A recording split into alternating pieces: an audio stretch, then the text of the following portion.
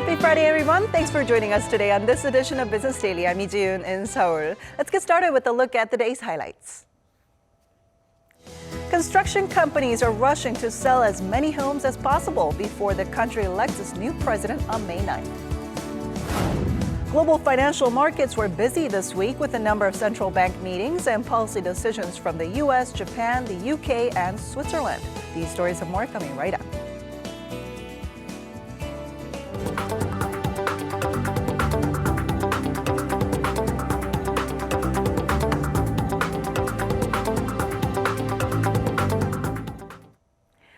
Korea's finance minister has urged global credit rating agencies to maintain their positive reviews on the nation's credit grade, assuring them that Seoul's economic fundamentals are stable. The finance ministry says Minister Yu-il-ho had one-on-ones in Europe with the global head of sovereign ratings at Fitch and S&P's chief sovereign ratings officer on his way to attend a G20 meeting in Germany. Reflecting on the positive assessment Korea has received from the agencies, Minister Yu says Seoul remains committed to stabilizing the economy in the aftermath of former President Park Geun-hye's removal from office. The S&P and Fitch both said the impeachment has lifted a significant amount of political uncertainty.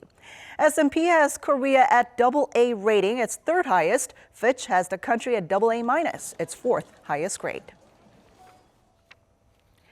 And moving on to markets, to give us a wrap-up of this week's stock market action, we have our Business Daily's markets contributor, Choi Jin-seok, joining us on the phone today. Hello, Jin-seok. Thanks for having me. All right, so how are things looking on the last day of trading? The Korean equity market closed the week with a mixed picture. The Kospi rose by 0.6% to close at 2164.58, while the Kosdaq followed with a 0.1% downtick to close at 613.26. The Kospi index closed above 2150 for the first time since April of 2015 just yesterday. And today, the market opened with a slight uptick, now surpassing 2160 for the first time in 23 months. Foreign investors who continue to buy shares lifted the Kospi market despite the sell-off by institutional investors. Samsung Electronics, the largest stock by market cap, recorded another all-time high in today's session. The Kosdaq market, though, lost its steam in going higher. Since both foreigners and institutions unloaded shares, the market failed to stay in positive territory despite stock buying by retail investors. Then how was the overall weekly performance? It looks like we had some mixed results. Like today's session, the Korean equity market was mixed on a weekly basis. The Kospi index climbed around 3%, while the Kosdaq was mostly flat. There were plenty of reasons for foreign investors to put their money into the Kospi market. First, uncertainty surrounding domestic politics was mostly removed as the Constitutional Court upheld the impeachment of former President Park Geun-hye. The U.S. Federal Reserve raised its benchmark interest rates at the March FOMC meeting, signaling 2 more hikes this year. The decision was definitely in line with market expectations. And lastly, China's retaliatory measures against Seoul's decision to deploy the THAAD didn't get worse from the market's perspective. Meanwhile, the Kosdaq market performed relatively weakly as foreigners focused on buying large-cap stocks. Now, as the Kospi market continues to rise, there have been surging expectations for a so-called breakout of the market. What are the projections on that? Right, the Kospi market has been stuck in consolidation with very limited volatility over the past 6 years. However, as the market has been keeping pace with global equity markets, more and more experts are projecting further gains. However, there are still a number of institutions and experts that are rather prudent. One of the negative factors is institutional investors who have been unloading massive amounts of shares on the Kospi market. Institutions sold more than 2.9 trillion Korean won worth of stocks in March. This is why experts think foreigner stock buying might not be enough to lift the index even higher. The focus in the longer term is expected to shift towards the Q1 earnings season, for which Korean companies are expected to report robust results. This has been Choi Jin-seok for Business Daily. China appears to be taking a rather contradictory stance when it comes to trade. According to a report by the Brussels Center of Korea International Trade Association, Beijing has launched a trade complaint with the World Trade Organization against the European Union for imposing hefty anti-dumping duties on its heavy plate steel products. While arguing for free trade, China has unleashed a series of retaliatory measures against Korea for deploying the THAAD missile defense system. On top of imposing 37% anti-dumping duties on Korea's electrical steel products last July, Beijing has suspended operations at about half of Lotte Mart's stores in the country, seemingly for providing the land for the anti-missile defense system deployment. And more on some of the recent developments related to Beijing's acts of retaliation. Korea's major airlines have started canceling flights connecting Korea and China in the same week that Chinese travel agencies stopped offering group travel packages to Korea. It also appears that China's cruise ships have been ordered to stop sailing for Korea. Our Kim Jong-soo has the details. Korean Air will temporarily suspend 79 flights on a route between Incheon and Korea and Hefei in China, starting Thursday and going on until April 23rd. The suspension accounts for more than 6.5% of Korean Air's total flights between the two countries. A Korean Air official said the flights have been canceled following a noticeable drop in demand from Chinese customers, and said the company will try to make new routes connecting Korea and East Asian countries to compensate for the losses. Asiana Airlines has also canceled over 90 flights from March 15th to April 30th. With experts voicing concerns about the long-term impact that China's travel ban could have on Korea's airline industry, the Korea Airports Corporation announced Wednesday that it would launch an emergency task force to deal with the situation. The corporation reported that with the exception of Incheon International Airport, Korea's 7 international airports, Gimpo, Gimhae, Jeju, Cheongju, Daegu, Muan, and Yangyang, have suffered a 10.5% drop in the number of passengers flying between Korea and China from March 1st to March 13th compared to the same period last year. To boost the airline industry, the president of KAC said that the organization is considering a number of options, such as offering incentives for charter flights, expanding flight routes to Southeast Asia and Russia, and strengthening its marketing strategy abroad. China's ban, which came into effect on Wednesday, isn't limited to air travel. Chinese cruise ships have also been ordered to suspend voyages between China and Korea from March 15th to the end of June. This means a combined 182 trips involving 36,000 travelers have been scrapped.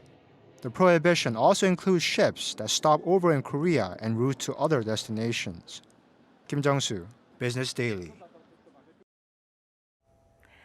The changing political landscape has brought on a number of uncertainties when it comes to economic policies, including those that affect the housing market. Now, with this in mind, local builders are moving quickly to sell off their stock before a new administration comes into power in May. Our Lee Ju-young has more. Over 121,000 units up for sale. That's roughly the number of homes that Korean builders will be putting out on the market from this month out until May. Now, with the presidential election set for May 9th, construction companies are trying to clear out as many homes as possible before the next leader takes office, not knowing what real estate policy is on the horizon. According to Real Estate 114, a record 60,962 apartment units are projected to be released next month, more than double the figure from March. Add in the numbers for the month of May, and that puts the total at over 121,000 homes fresh on the market. Those 3 months would account for 66.5% of all homes allotted for release in the first half of the year. With the election just over 50 days away, developers are paying close attention to what presidential hopefuls have to say. Although specific real estate policies have yet to be unveiled, experts say the next government will likely take a drastically different approach from the Park administration and focus on strengthening regulations and stabilizing markets. That's because the nation's monumental household debt of over $1.1 trillion has emerged as one of the economy's biggest risk factors. Candidates pledged for the real estate sector are expected to place a heavier focus on a soft landing for household debt and welfare rather than increasing transactions. Experts say that until the uncertainties in the housing sector are removed, people may want to stay away from major investments in homes and shopping malls. Lee Ju-young, Business Daily.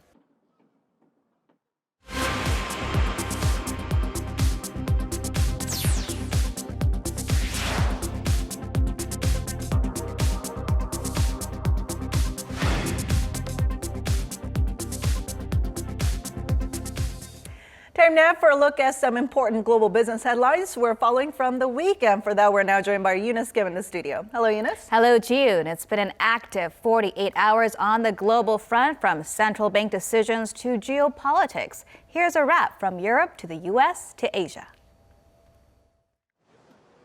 The Bank of England held its key rate at a record low of 0.25%. Also on Thursday, the status quo kept at the Bank of Japan and at the central banks of Norway and Switzerland.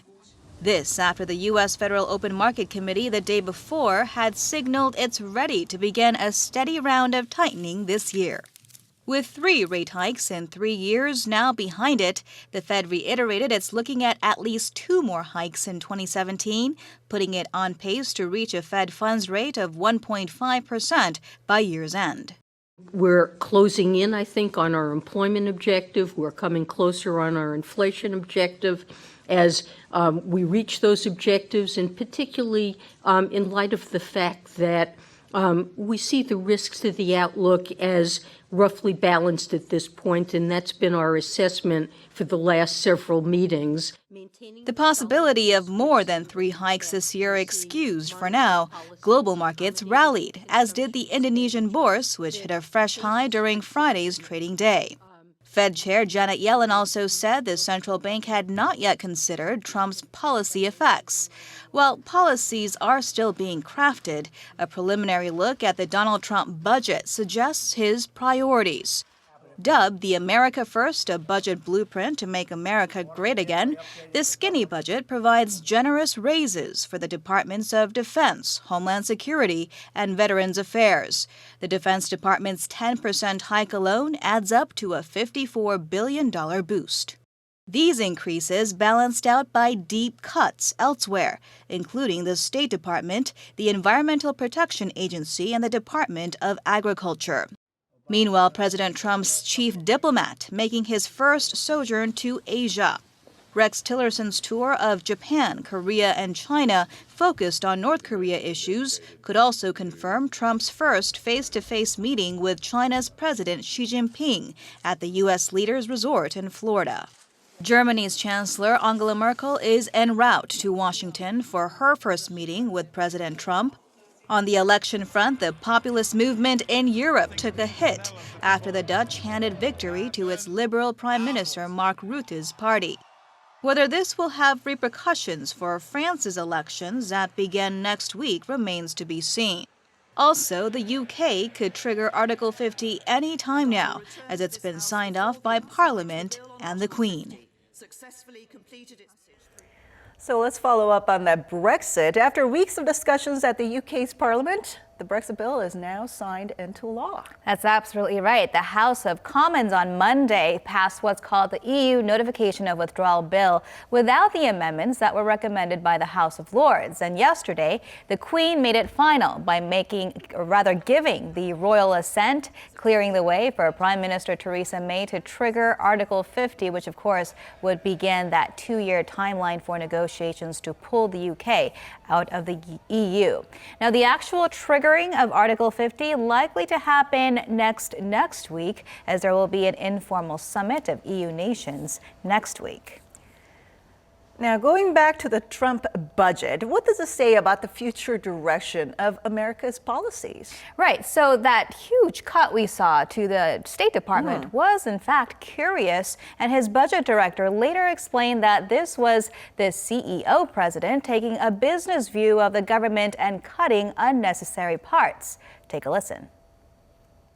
So part of your answer is focusing on efficiencies and focusing on doing what we do better. Regarding the question as to climate change, I think the president was fairly straightforward. Is that we're not spending money on that anymore. we consider that to be a waste of your money to go out and do that. So that is a specific tie to his campaign. And as you see there, the EPA, or the Environmental Protection Agency, is one of the agencies set to take the biggest, if not the biggest, cut. And State Secretary Tillerson has defended this blueprint while on his tour of Asia, saying he was willing to accept the challenge of functioning on a much slimmed-down budget, adding that the State Department has been spending on an unsustainable rate. Now, important to note here is that this is a blueprint and that the full budget plan won't come until mid-May, according to the White House. And at that point, it will have to go through Congress. And lawmakers there, June, have already said that they plan many changes for Trump's budget to make America great again. All right, we'll see where this goes from here now. Thank you so much for coming in today. You bet.